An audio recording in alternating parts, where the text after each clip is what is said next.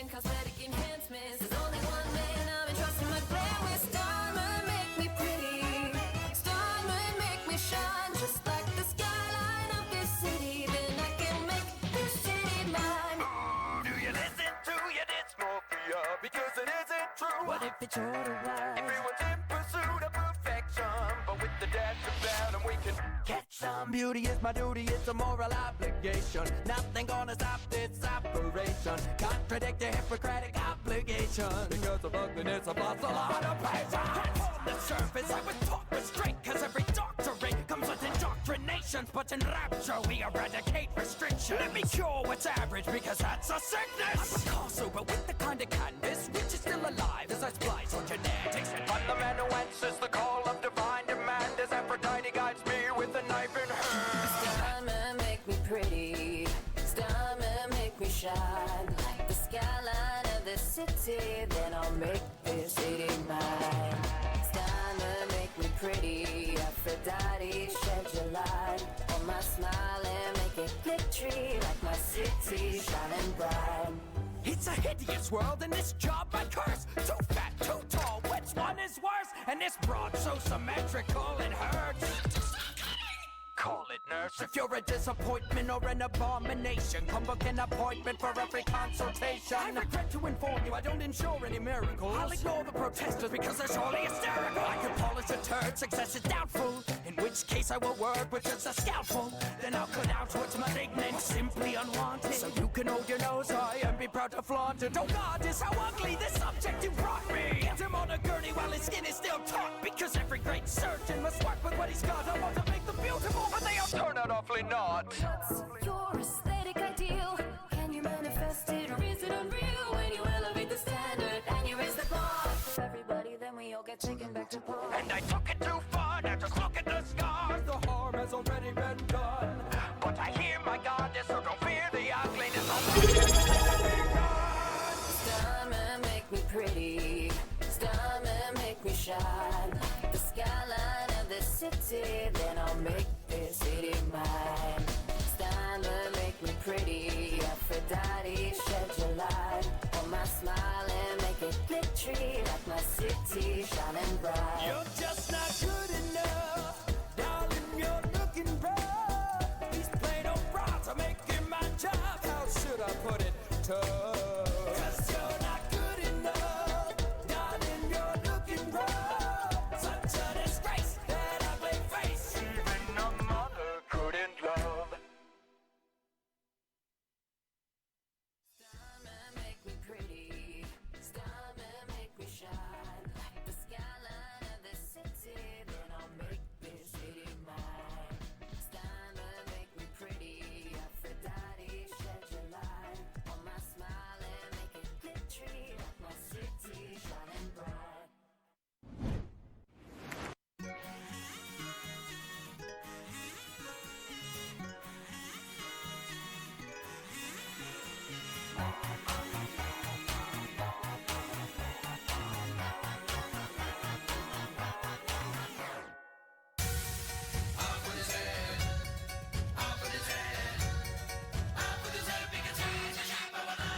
I'm the last of my kind at the end of the line, but they sent me back from the dead after I died. Why? Wait a minute, am I blessed or condemned? I guess that I slipped through a crack in the dam. I don't have any pork, but I'm about to go ham. Ever seen a goat? 'Cause you will when I ram. Tend to my flock like the shepherd I am. Doesn't really matter the fact I'm a lamb. I've been on the lamb since my call began. Gonna raise some hell, and that is all I planned. I'm running mad like a man possessed. Exercise my demons and they pass the test. Even though I got my dedicated followers, the top of the pecking order is a lot of work, but I can blow your mind with divine inspiration. The polar opposite of indoctrination.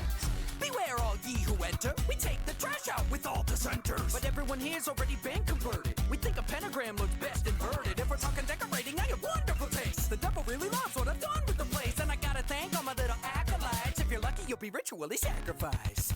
This is the cult of the lamb. It made me just what I am, and what I am is damn good at running the show.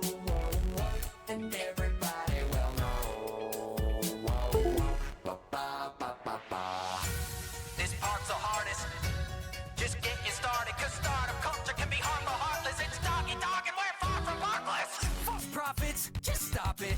Think you found God? Just drop it. If you're on a pedestal, jump off it. Then put your own head on the block and chop it. I run a cult and it's all non-profit. That was a joke, I'm a stand-up comic. Cause anything of value, harvest, I want it. Then put it on the altar, cause I'm gonna flaunt it. Sculpt my disciples to my liking. Why read your mind when I can do the writing? Never step out of line to what you're told to do. That might include consuming this bowl of poop. Ha! Oh, and don't forget to tip your server. There's no currency, I prefer to fervor. When I'm in a boss fight and need reinforcement, everybody to the shrine on your knees and worship. I go deep down on the dungeon dive. I can be found plundering where the sun don't shine. Cause what lies below is so awfully great if you can practice patience with the one who waits. Your heresy is unbearable, and your tarot cards are looking terrible. I foresee you meeting my mandibles on a dinner date with all cannibals. We'll cook you first, we're not animals.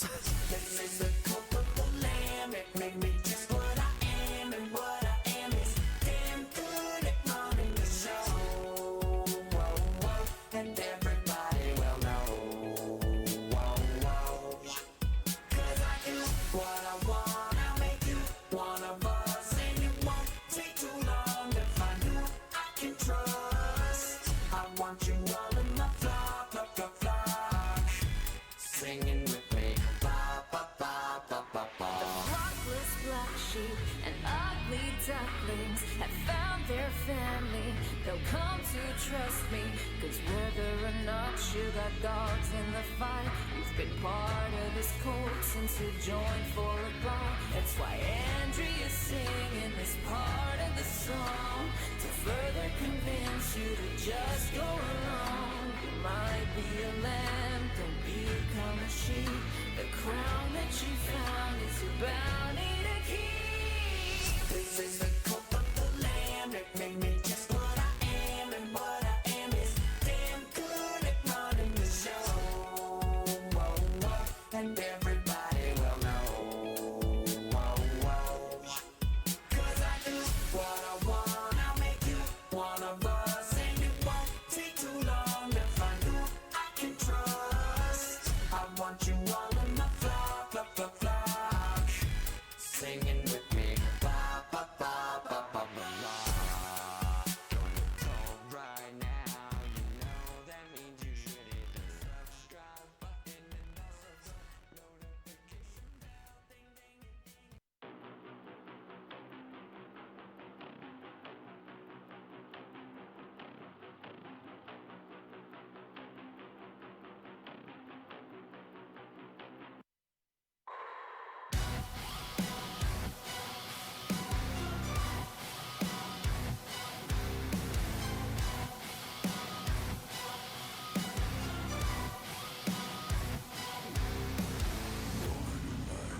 Consumed by shade, a destiny that can't be swayed. The power's grip, the cold embrace, a fallen soul, fractured face. Darkness whispers in the shadows of the heartless, feasting at the gallows. See that you're next. Welcome in the pain that you hold tight. This will be a day long remembered. The pain grows as the darkness holds. You lie right by the throne. This will be a day long remembered. Your eyes close as the darkness grows. Your power burns inside. Welcome to the dark side.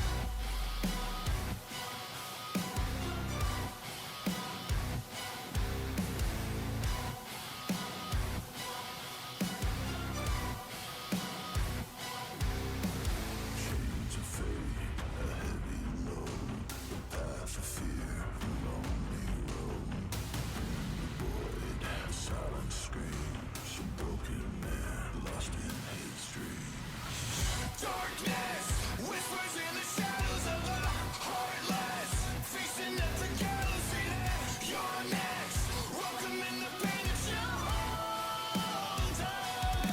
This will be a day long remembered. The pain grows as the darkness holds. You lie right by the throne. This will be a day long remembered.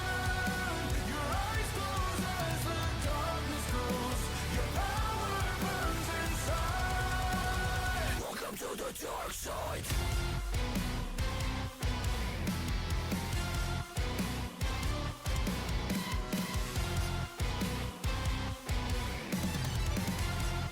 Only you and can destroy me.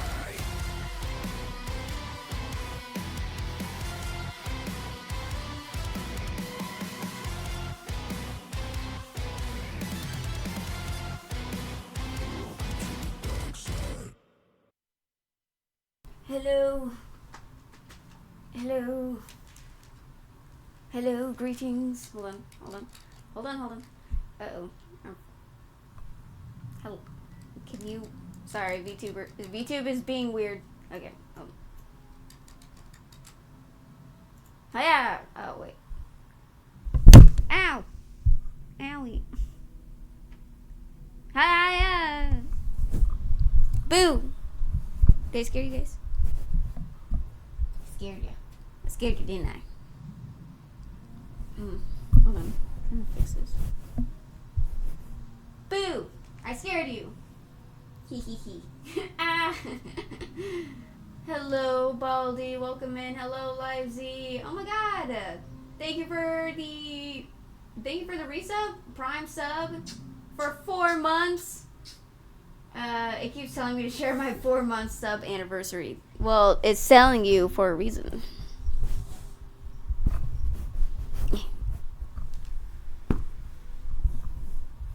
Really need to find a different thing to hold up my mic, I think. I think maybe I should get a different thing to hold up my mic. Anyways. Yo, Yin, welcome in. Hello. Reefa Frem. Let's go. Hello. I developed a sore throat and bad cough after a week of dodging my household members who have had it. Was doing so well. Yeah, that's what happened to me. Like, my bro-in-law and my sister both got sick, and I was like, it's only a matter of time. And then, lo and behold, I got sick. Rip. Hello, Reaver. See, I scared you guys. The thing is, it's been there for weeks. Yeah, like it took 10 days for my sickness to go away. It turns out I had COVID, apparently.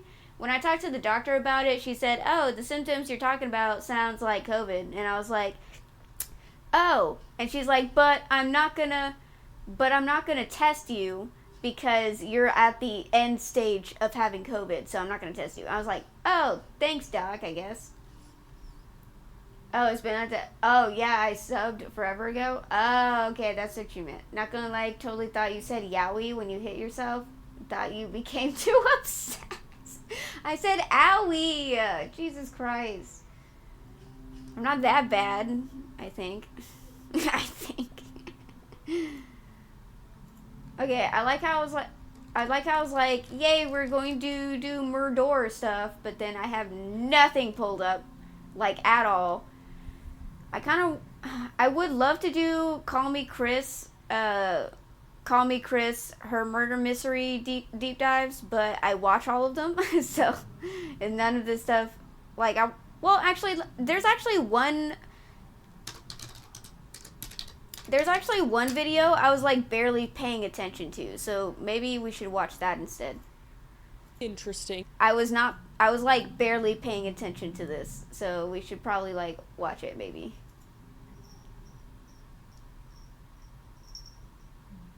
I don't know if this counts as the explained unexplained mystery, or if this counts as Merdoor. Oh, well, whatever. We'll see. Also, I left food in the microwave. I'm gonna go grab it real quick. I'll be right back.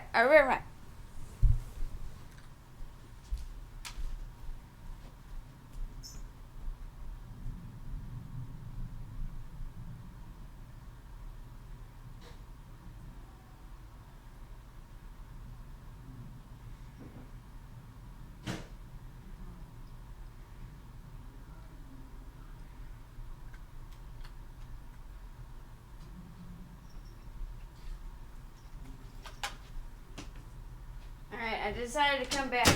I left you guys for a little bit, but I decided to come back. I was like, maybe I should just leave them sitting there. I'll just have you guys sit here forever. And I'll never come back. And you'll be like, where did Reaver go? The mystery of disappearing Reaver. But then it's like, I just like went on with my life. And you guys would never know. Ow! Ow!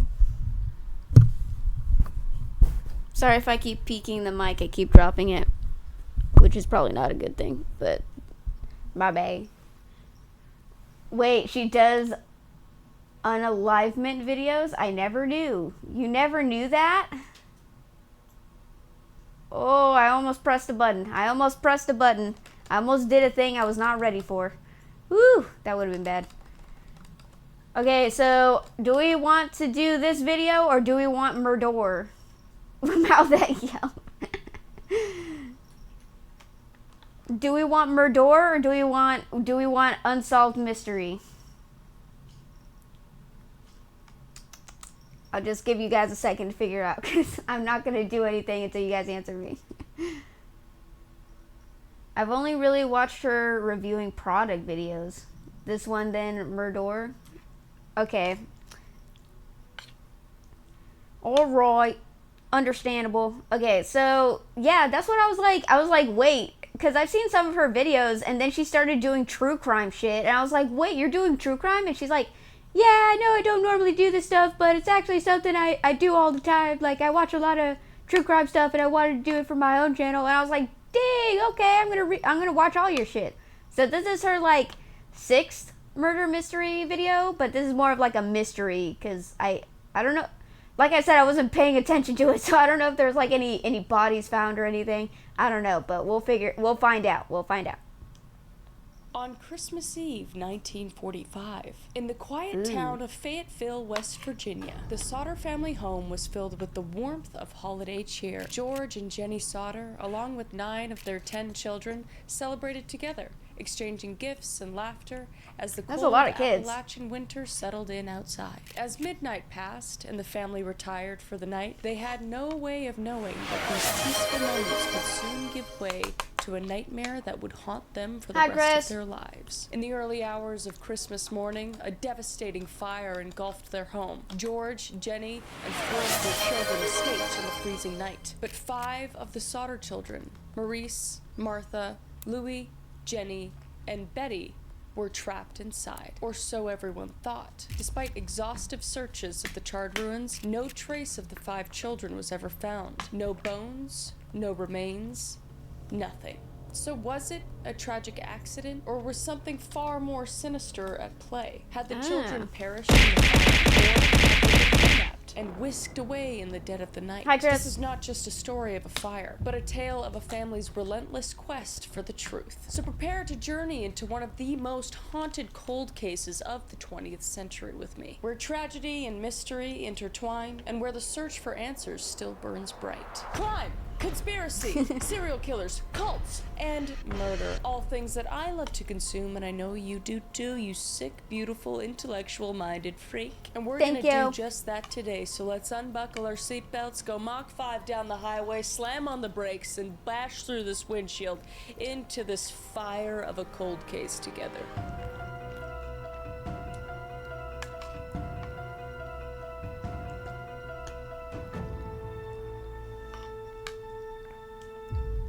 Had my job interview today. Let's hope it works out because FedEx sucks. Oh my. I really hope it works out for you. I hope you get it. That'd be so fucking cool. Fuck FedEx. I just want to apologize because I'm sick. I'm sick right now. My whole family came down to Texas, bless their hearts, and they got me sick. So I sent them right back up. Well, goddamn. So we were just talking. A little weird. We were just talking about that. How family keeps spreading sickness to us. God damn it. Apparently, it's a common thing. That's why, and I apologize, but I will do my best. Let's get to it. Imagine you're walking down a beautiful path. Okay, imagine it. Imagine it. To change all around you as the autumn breeze sends a chill down your spine. The day is quiet and calm until one drop of water hits your nose. Oh no. One comes 2, and soon you realize a torrential downpour is about to begin. You start to panic. Not rain. Oh no, my socks and shoes are gonna get wet. But then you look down and remember, you have the 100 100% waterproof Vessi Tidal Wave sneakers on, and it's gonna be A-okay. I thought this was part of the story. This video. I thought this was part of the story. I didn't know it was a fucking commercial. What the fuck? As you guys know, I have been working with Vessi for a very long time, and they are quite literally my favorite. Goes to the show how much I was not paying But attention. They came out with the new Tidal sneakers, and I am obsessed, to say the least. They're like this cool, classic urban design. I love the color choices that they have as well. And of course, they are 100% waterproof. I wear them on hikes or runs or just like walking around town or just outside on my property. They have been my go-to. I actually have another pair that's much dirtier, so I had to show you the one that I haven't made completely dirty yet. But they have always been my go-to. Not only the Tidal sneakers, but obviously every other pair of Vessi that I have. Because they're not only waterproof, but they're comfortable, they're stylish, and they're extremely versatile. And also very easy to pack. And I travel a lot, and you can compact them super easily, which is awesome. So make sure to kickstart your autumn adventure and also get 15% off your first order when going to vessi.com/callmechris. Get superior cushioning, traction, and waterproof design with the new Tidal sneaker. And keep your socks dry and your style fly.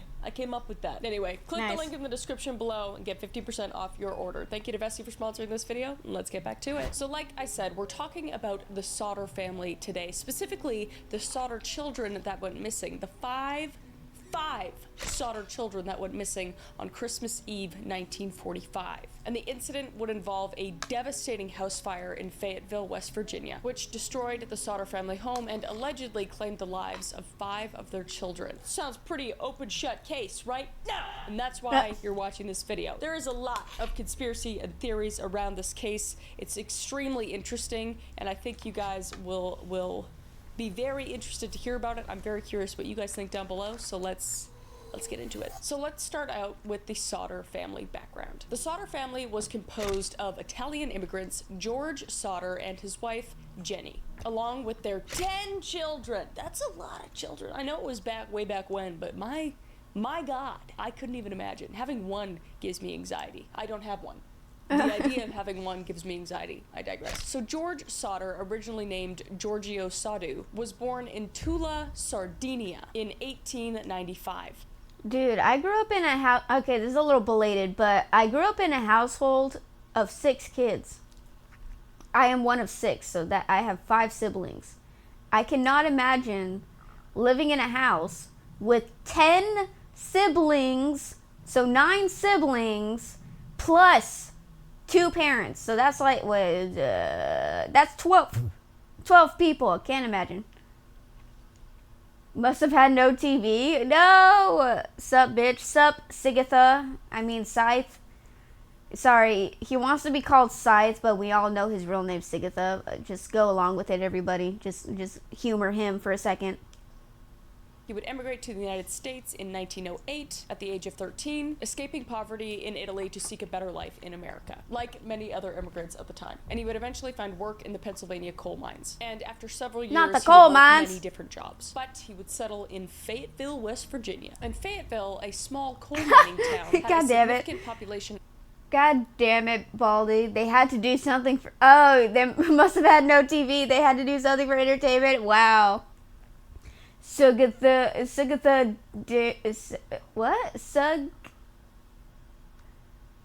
think I know what you're trying to say, but you could have like spelt that better. Like Sugath this dick Reaver is what you could have said. Is what you could have said. And then I'll be like, haha, got him.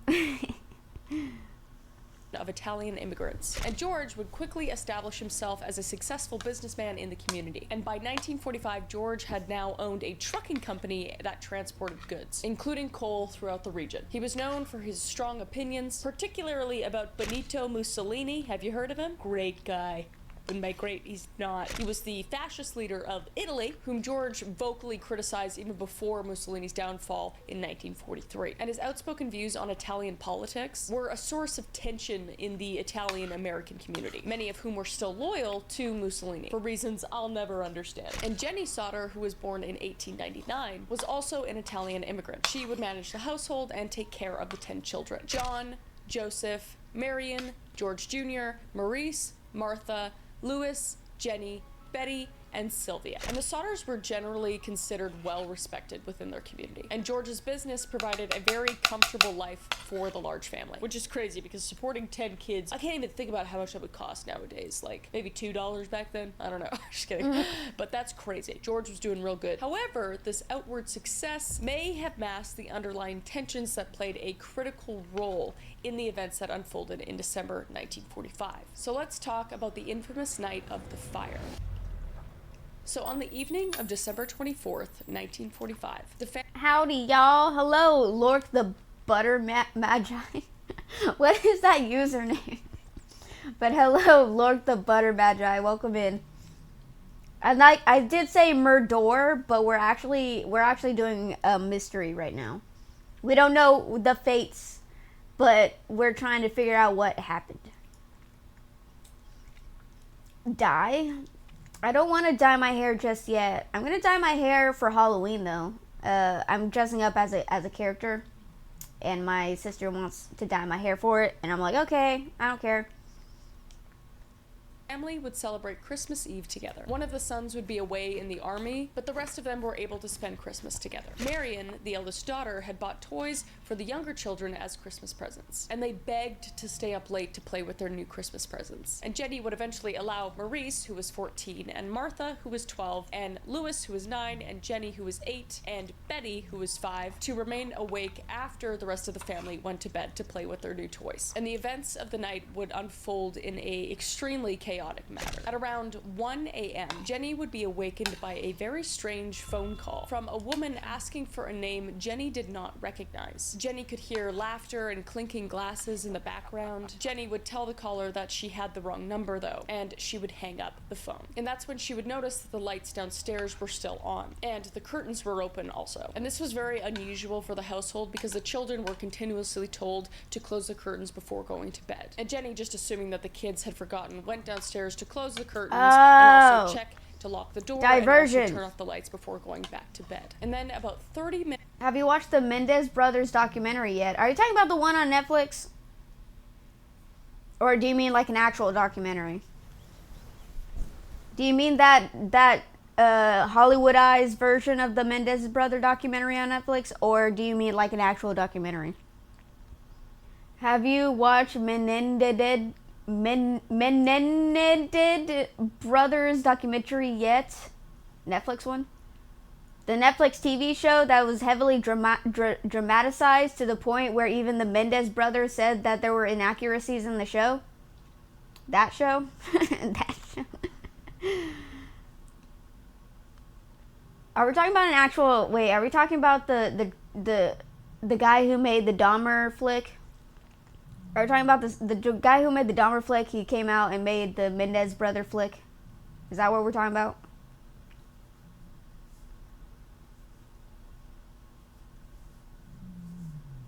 Wait for chat to catch up. I know there's like a slight delay when I talk to chat. What's the title? What's the title of the documentary?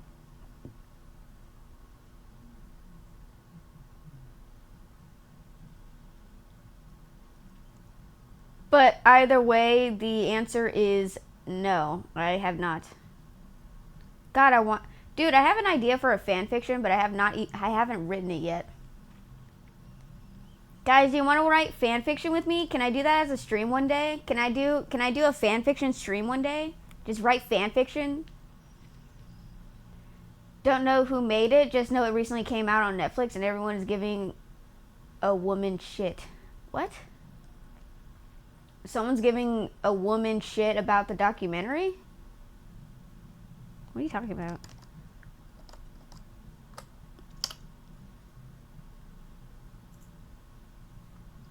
If it involves a woman, you know, so media will probably have articles talking about it. Menendez Brothers documentary controversy.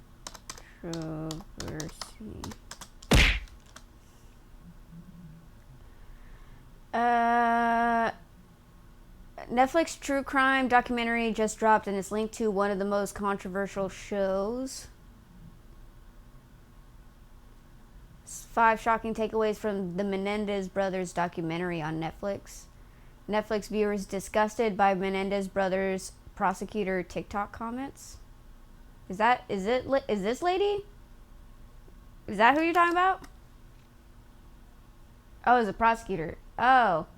Chat writes a yaoi fanfiction. Well, I mean, you guys can give suggestions, but I'd be writing it the whole time. What's this about TikTok comments? Why can you not fuck off?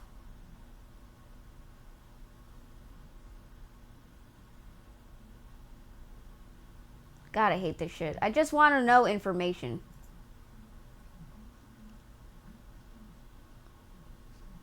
Alright.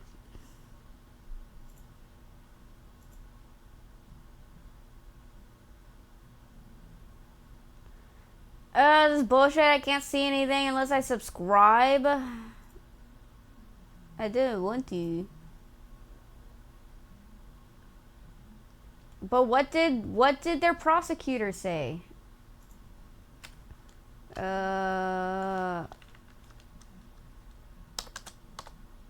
Prosecutor.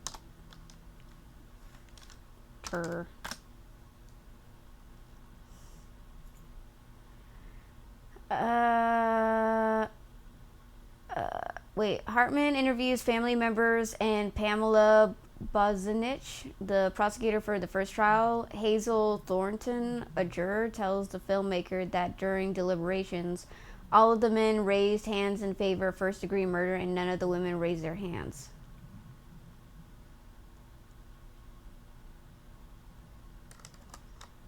Is that what the...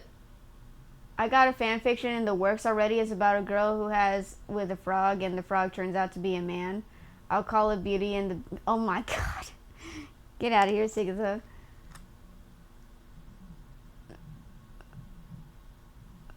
So I do know that that a lot of people swing in favor for the Menendez brothers being released because of the whole they were sexually and physically abused by their parents and neglectful too. She pretty much did an interview for the show to say she doesn't care about people's opinions and she's armed. What does that have to do with anything? What did she say is what I'm confused about. What did she say to incite such vitriol?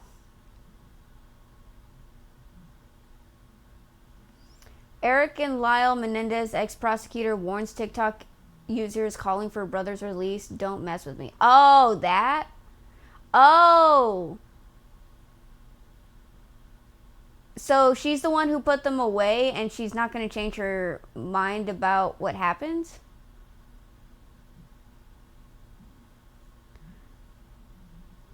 Hazel Thorne, a juror, tells the filmmaker that during deliberations, all the men raised hands in favor of first-degree murder and none of the women raised their hands.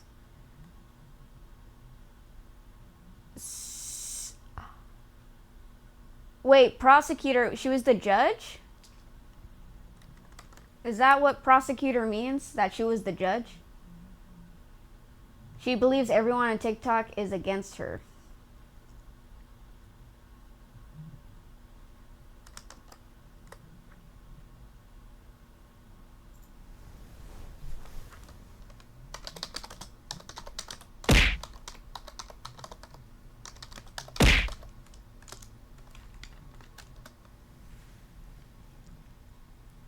AI over. A prosecutor is a government attorney who represents the state in criminal cases and is responsible for proving that a crime has been committed.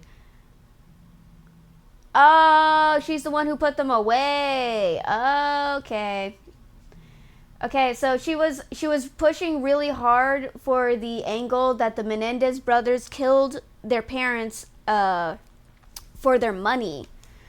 And then later it came out that they were actually horrifically abused by their parents, and they ended up killing their parents. And they say that there's like a lot of evidence that they ignored in order to basically get the case like closed as fast as possible. So they try to like sidestep a lot of things in order to get a win, allegedly. So allegedly they were trying to fill a quota of like how many people they put away that year or whatever, and they're like, well, it looks like they're guilty, we're not going to dig any deeper into this, we're gonna just lock them up, they obviously killed their parents, lock them up. And they did kill their parents, I'm not denying that is something that happened, but it's also put into question like the motive. Like the prosecutor said that they did it for money, but the boys themselves, they said that they did it because they were abused and they got tired of the abuse and they just did it. And from what I understand from a psychic reading, mind you, from a psychic reading that I heard, it was a spur of the moment thing. It was not planned. The murder was not planned at all. Apparently what happened was that the boys were, or at least one of the brothers was planning to leave or go somewhere. I think he was trying to go to college or something like that. And he was trying to leave, but his father would not let him leave. Or he was like, if you try to tell anyone what I did to you guys, like, I'm gonna end myself. So it doesn't matter if you, because I think he like threatened him with a gun or something. And he's like, you go ahead and threaten me, but I'm just gonna end myself anyways. So go ahead and do it. And I don't know, it escalated somewhat. I think the psychic said they may have wrestled for the gun, allegedly. They may have wrestled for the gun, and he ended up dead. Well, the dad ended up dead. Like, a lot of stuff happened. Dismissed on the basis of a psychic reading. Look, we can speculate all we want, but honestly, what I found interesting was that one of the Menendez brothers went to a therapist. And I want to know, and was it? The Menendez brothers, one brother went to a therapist for a while, and then he confessed to the therapist that he murdered his parents. I want to know, what were the sessions up to that point before he confessed? Because like I said, it was speculated about the abuse, because they didn't linger on the abuse part of it. Apparently, she said men could not be raped because they lacked the necessary equipment to be raped during the case. Oh, so I assume oh my god. I'm gonna say something very. So I just assume women never get raped in the back door. Women never get raped in the back door. So it's impossible for men to get raped in the back door. Yo, Reaver, if I get convicted for murder, could you hold a psychic reading to prove my innocence? Well, if you committed the murder, I mean, the cards don't lie. Men cannot be raped. They were children. From what I understand, the abuse happened when they were kids. And it kept happening. They were groomed. They were conditioned. Lack the necessary equipment to be raped?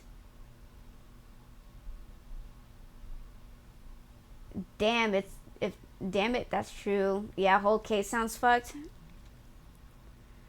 That is such dumb logic. Rape is putting your will over someone else unwillingly in a sexual manner. Whoever said that has some agenda.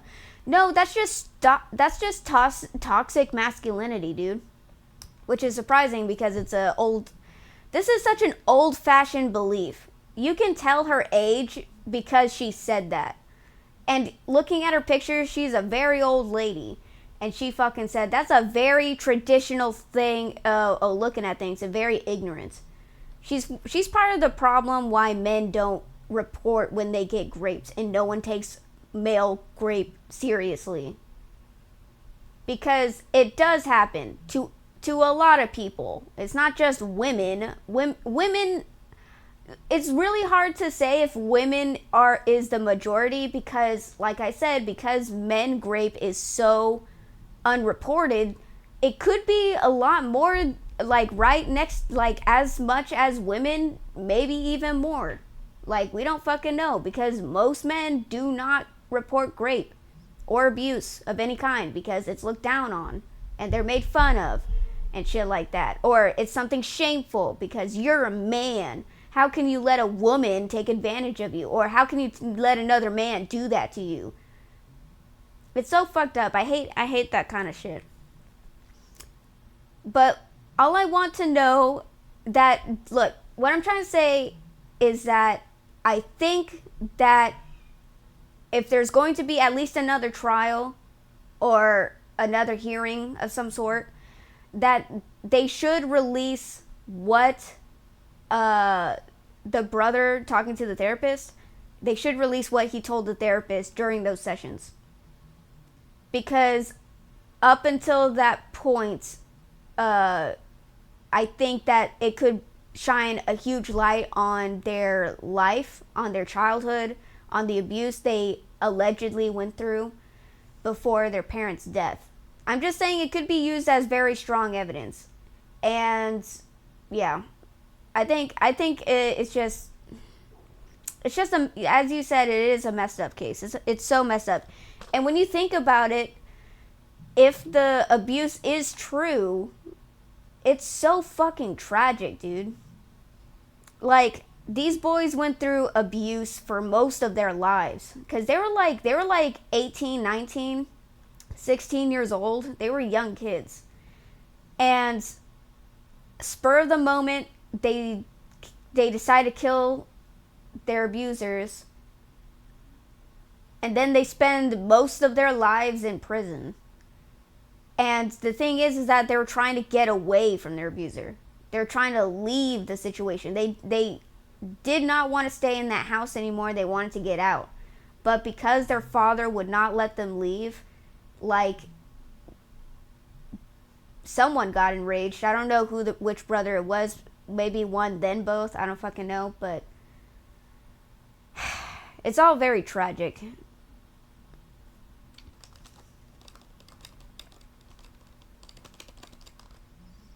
The fact that the prosecutor said something like that is so sad, because if they were female, it would have been a much different outcome. It's sexism, bro. Sexism. What do you call it? Misandry. Misandry? Sexism, misandry. Oh, you're not a woman. You can't be raped. Only women can get raped. Like, what kind of fucking mindset is that? Like, that sounds so offensive. Like, only women can get raped. Be careful, women. You're gonna get raped all the time. You can't fucking protect yourself. You're gonna get raped. Like, do you know what I mean? Like, it sounds like so infantilizing. Infantilizing. I think that's what it is. Do you know what I mean? Oh, you can't defend yourself. Only women, only small, vulnerable women can get raped. Like, I don't know. It's kind of, that kind of mindset is stupid. Minutes later, Jenny was startled awake again, this time a loud bang on the roof that was followed by a rolling noise. However, the noise would subside and she would just fall back to sleep, thinking nothing of it. And not long afterward, at about 1:30 a.m., Jenny awoke once more, and this time to the smell of smoke. She would rush to find the source of the smoke, and she would discover that it was coming from George's office. And where the fuse box and telephone wires were located was the fire. And then as soon as more people go against the decision, she instantly acts like everyone is against her and they're going after her alone. I mean, she seems kind of like a bitch anyways from her comments. She seems like a bitch anyways. To which the smoke was emitting from. So Jenny, in a panic, would go I mean, not like she deserves, not like she deserves to be attacked or whatever, or harassed or whatever, but she seems like the type of person to get defensive when people say that she Oh, fuck. Oh, fuck. Okay, so that was actually in the recent psychic reading about the Menendez brothers. He was like, someone strongly refuses to admit that they're wrong.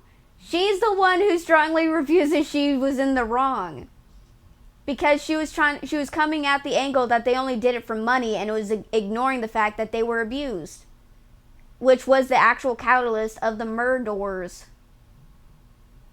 See, and you guys are like, psychic readings? Yeah, right, they're not true. They give you some insight. Main character syndrome, let's not focus on the victims, let's focus on me. Pretty much. Dude, I bet she like... I don't know. I'm not 100% sure how much power prosecutors have over the courtroom, so...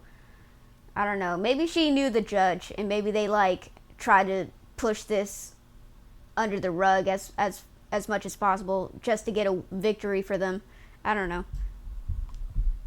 And wake George and try to scramble all of their kids together to get out of the house that was currently on fire. And they would manage to wake up Marion, George Jr., John, and Sylvia, who were all sleeping upstairs. And they would then flee outside. However, the 5 younger children, who had stayed up late, remained, unfortunately, trapped inside. And the house would be rapidly consumed by flames, preventing George from entering and rescuing the rest of his children. They would frantically yell to the children upstairs, but they heard no response. And they couldn't go up there because the stairway itself was already aflame. And John would say in his first police interview after the fire that he went up to the attic to alert his siblings who were sleeping there, though he would later change his story and say that he only called up there and he didn't actually see them. In any other of George's and Jenny's desperate I mean, it's not really much of a change. He said he went up there to check on his siblings, and then you can still call out to them but not actually see them. I think that makes sense. I think that makes sense.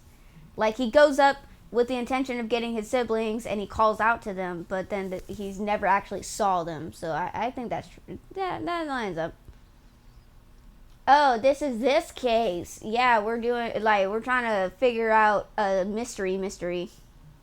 attempts to save their children were just met with frustration. George, barefoot, attempted to actually climb the outside of the house, and he would break a window, but then he would get a brutal cut on his arm in the process, and the fire would prevent him from getting in. So then he and his sons intended to use a ladder to the attic to rescue the other children, but it wasn't in the usual spot where they always left it, and they couldn't find it anywhere else nearby. So then their next idea was to get the water barrel that could have been used to extinguish some of the fire, but it was frozen solid, unfortunately. So in a last-ditch effort, George would then try to pull both of the trucks he used for his business up to the house to use them to climb up to the attic window, but neither of them would start despite having them worked perfectly the day previous. So every attempt that they made was completely futile, and they were just completely frustrated, and with nothing else to do, one of the kids, Marion, would run to the neighbor's house to call the Fayetteville Fire Department. And a driver on the nearby road also had seen the flames and called from a nearby tavern. But they too were unsuccessful, either because they could not reach the operator or because the phone there was also broken for some reason. But either the neighbor or the passing motorist was eventually successful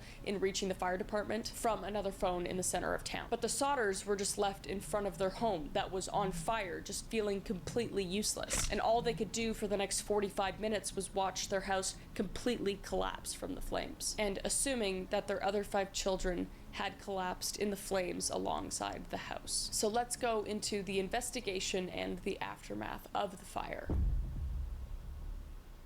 So the fire department, who was currently very low on manpower due to the war, were relying on individual firefighters to literally call each other when there was a fire. And they wouldn't respond until later that morning from when the fire happened. Well, goddamn. So there was like 8 hours between the time the firefighters actually got to the house. And the chief of the fire department, Chief F.J. Morris, said that the next day the already slow response was further hampered by his inability to drive the fire truck. What? How are you the chief and you can't drive a fire truck? Sorry. Requiring that you wait until someone else that could drive the fire truck to show up to drive the fire truck. Did that make sense? Probably not. Nothing makes sense to me right now. But anyway, they what the fuck? The next morning, or I guess later that morning, because like the fire if happened. you can't, I know what she's trying to say. If you can't drive the fire truck, don't you have someone on staff who can drive the fire truck? Reminds me of a case over here where the parents and a friend set a house fire to kill their 6 children. It was wild. Wait a second. Were they on TV? Was it that one case where they were on TV and they were like, oh, our poor children? And it turns out that they were the ones who set the fire and their children died. Wait, were they adopted? Yeah, the crocodile tears. Oh my. Oh, where was that? I'm trying to remember. Like, they seem kind of like very ghetto folks. Were they like Southern Philpots? Oh yeah, didn't he groom his wife? Didn't he groom his wife at like 15 or something? 16?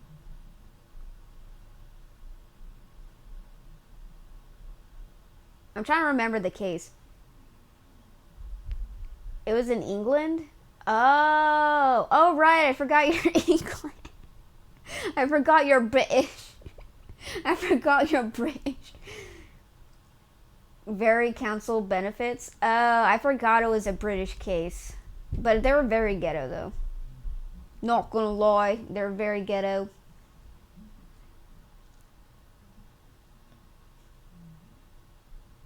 They had a lot of kids. Wait, did she very chav for sure. Did they birth the kids or did they adopt the kids? Cuz they had a lot of kids. I can't remember. But yeah, apparently they just pretty sure he had a caravan outside for his girlfriend to sleep in. God damn.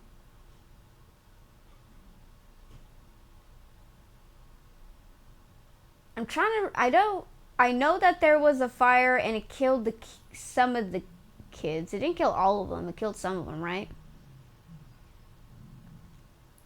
Because his wife didn't like her in the house for sex. Oh, right. He had like multiple. He had a girlfriend and a wife. Okay, and they were like living in this weird house situation. Oh, and they had a bunch of kids together. Oh, okay. That's where that came from. That's why they had so many kids. He had like 4 kids with one lady and like 4 kids with the other lady. There was 18 kids, 6 died. Oh, yeah. They were like on TV for like having such a big family. And they were like, please help us. We're starving. We have too many mouths to feed because I don't know what a condom is. I don't know what contraceptive is. Can you please help my family? But yeah, that's pretty fucked up. But wasn't there like abuse going on in the household anyways? And like he groomed his wife and the girlfriend at young ages too. I swear that was like a tidbit fact about their relationship was that he groomed both of the women at very young ages. And I think the wife got insecure of the girlfriend because the girlfriend was obviously much younger. Yeah, massive abuse beforehand. Yeah. Yeah. It's such a crazy and disgusting case because a person's greed and arrogance led to the death of 6 innocent children. God, so much drama. And then he was so desperate to be on TV that technically in the end he did get what he wanted. He was fucked up. Wife wasn't much better. Yeah, I know. He was in cahoots with one of or maybe both of. No, he was in cahoots with one of his women. I think it was the girlfriend. Like someone tried to break up with him and he didn't like that. Right? Like one of them separated and he didn't like that, and so he like set a fire to like teach her a lesson. Apparently he set the fire but he didn't intend to kill the children. It just happened that way, and I don't know if he regretted it. Come here, Chunkers. Whiskey. Come here, Whiskey. Hello, Chunkers. Hello. Hi, Bubba's. He set the fire attempt to frame her because it was a big custody battle. I think he set the fire to like show how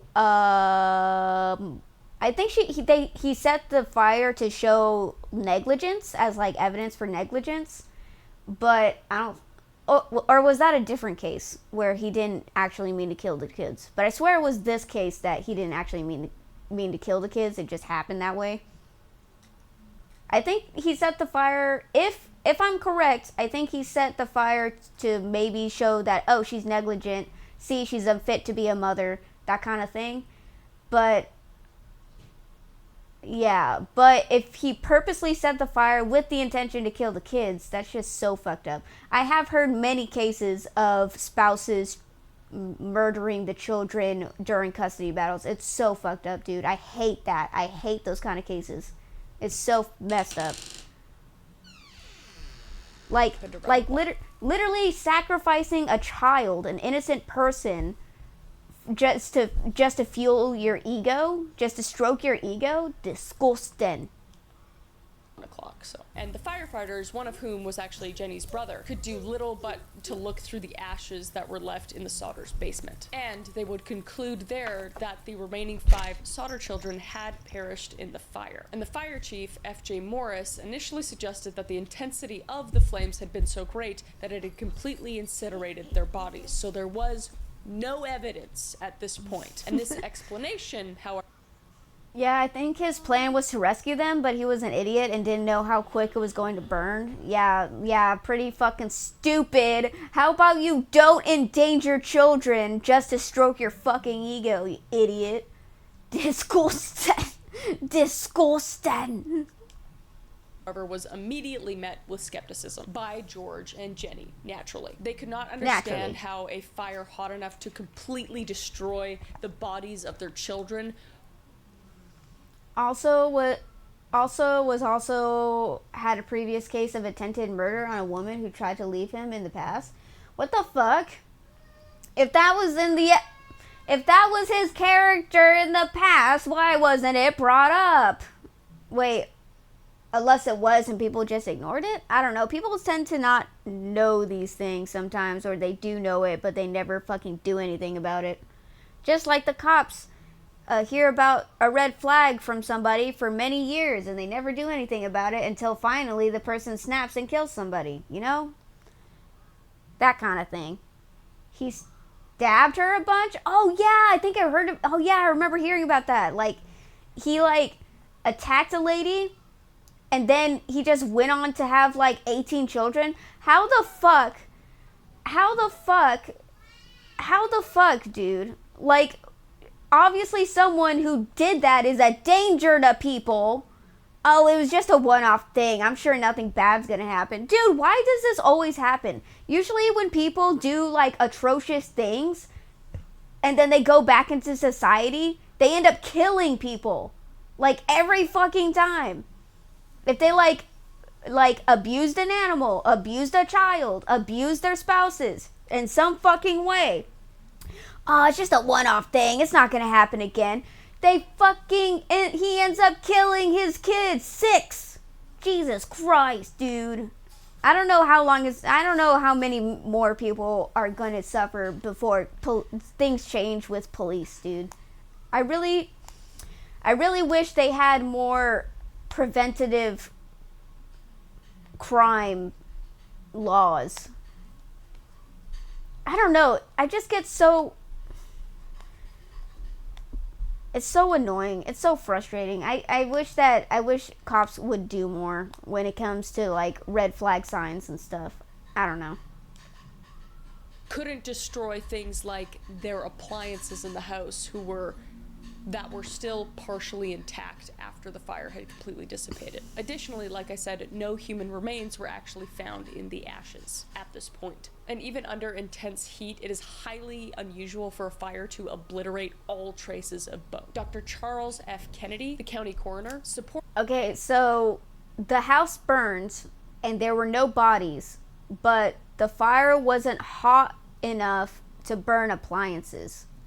Only partially burn appliances. So the bodies should be there. They should be charred a little. They should be charred a little bit, maybe a lot, but there should be bodies. They shouldn't have disappeared. It's always so annoying when you hear them say, yeah, we were monitoring him for years and didn't prevent him from doing what he did. Yeah, it's very frustrating. We had warning signs for 6 years where he's obviously unhinged, but we didn't know he was gonna kill somebody. Supported the theory that the fire's heat was sufficient to reduce the bodies into ashes. But this conclusion contradicted expert opinions later gathered by the Sodders themselves. And according to pathologists, even in cremation, which occurs at a lot higher temperatures than house fires, bones will still remain. But Chief Morris would tell George to leave the site undisturbed so that the state fire marshal's office could conduct a more thorough... Okay, someone give me Cliff Notes, just came in. Hi, Bokudo, welcome in. So there was, okay, so there's a big Italian family, 10 children, 2 parents. Big Italian family in America. Apparently, there was an Italian community. Oh God, when was this? It was back when Mussolini was in charge, the fascist leader. Anyways, so the husband was very vocal of his dislike of Mussolini. That might play into what happens later on. That's why I'm pointing it out. So he was very vocal about being against Mussolini when there are loyalists to Mussolini in the Italian community. He's been vocal for a while, might I add. So during Christmas Day, the wife was watching the children, and the children were like, "Can we please play with the toys we got?" We've talked about 2 different cases more than we have this case. Yeah, that's true. We were talking about 3 cases in one stream. Jesus Christ. We talked about the Menendez brothers, and we talked about that one stupid British guy with 18 kids who's a groomer and killed 6 of his children in a stupid house fire he started. And now we're talking about this. But anyways, was it? Okay, so the children were like, "Can we please open our presents that we got?" The mom's like, "Okay, sure." She goes upstairs. She goes to bed. She wakes up. She gets a strange call from a person, and she gets a call from a person asking for somebody, and she's like, "You got the wrong number," and then she hangs up. And she said that she noticed. She said she went upstairs, I think, for a nap. She woke up to a call. I could be wrong about those details. Don't quote me on that. But she said she did get a strange call from someone, and it makes me think that it was a diversion, so that someone could sneak into the house. But that's just my theory so far. But she said she went in. She said you got the wrong number. She noticed that the blinds to the window were, the curtains were drawn, like open. The curtains were open and the lights were on. And she thought it was weird because she told the kids, like, to close the curtains and turn off the lights if you're not gonna be awake. But she didn't. She figured that it was nothing of import, so she went to bed. And then she said she woke up to the sound of thuds and rolling. But she thought, like, she didn't think much of it. She said she heard a thud and rolling, but I guess she thought it was like tree acorns or something going off the roof. I don't know. She didn't think much of it. She said she heard a noise, but then she went back to sleep. And then the next time she woke up, there's a fire started in the house. She ends up getting most of her kids out, but five kids did not make it out.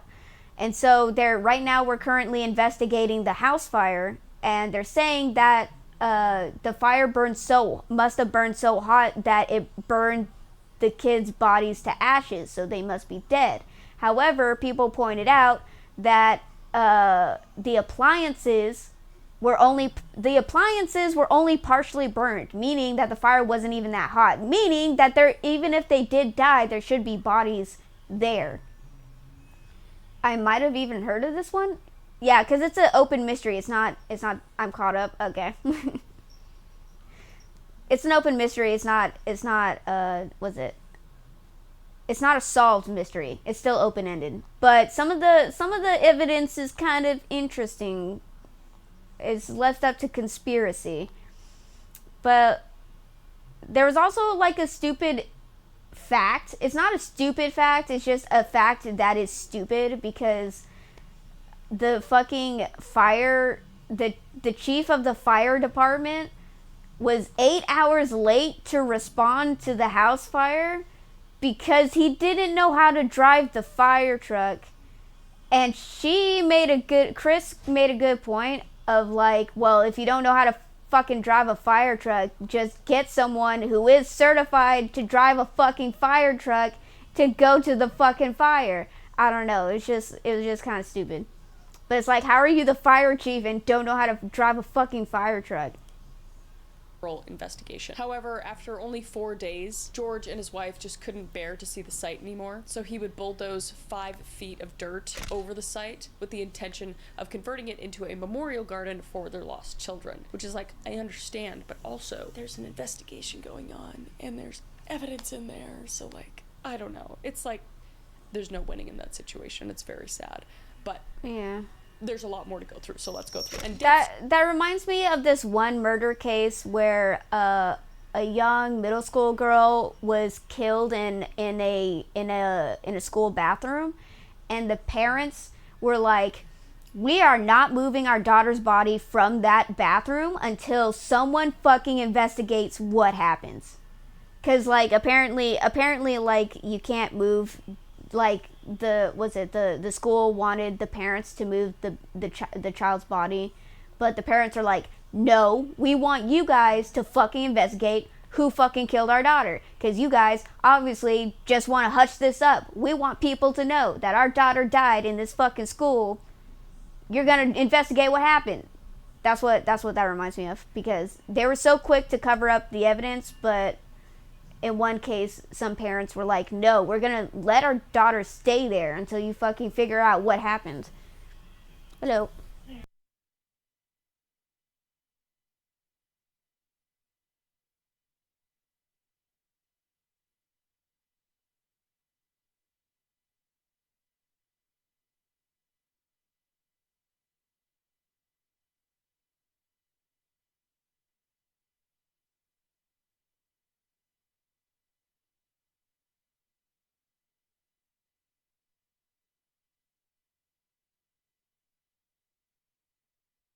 Alright guys, I'm gonna have to cut this stream short for a little bit. We'll continue this tomorrow. Dude was sprinting with a hose on his shoulder to the house. Use the other bathroom. Oh my. But my favorite shitter is in there. It must have been bad if the school themselves wanted to hush it up. Yeah, honestly, it took place in China, so from what I understand, like, there's a lot of sus things that happen in Chinese schools that they just want to cover up. Technically, when it comes to any type of boarding school, they always try to hush up shit, because they're like, they care about their reputation and shit, and they're like, if people find out that there was a Merdoor in our fucking school, people won't want to come here. And so they're like, try to hush it up and shit. Just saying, if I really needed to shit, a little blood course could stop me. Oh my. That explains a lot, yeah. Okay, hope everything is okay. Yeah, everything's fine. It's just, you know, I'm trying to be there for family right now. But, yeah, I'm gonna have to cut this short. Unfortunately, we'll continue this tomorrow since it's mystery, unexplained shit. And this is technically an unexplained mystery. Let me see if there's anyone we can wade. La la la la la la la la. Alright, let's go raid SoCal Sham. Oh wait, I have everything pulled up. Don't look at my stuff. Okay, reuse. Indulge in more Merdoor tomorrow. Yes, we shall. Hold it. Let me.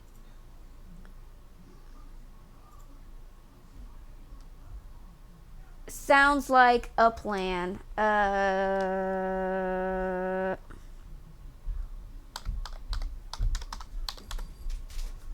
I was like, oh, he's playing Genshin Impact.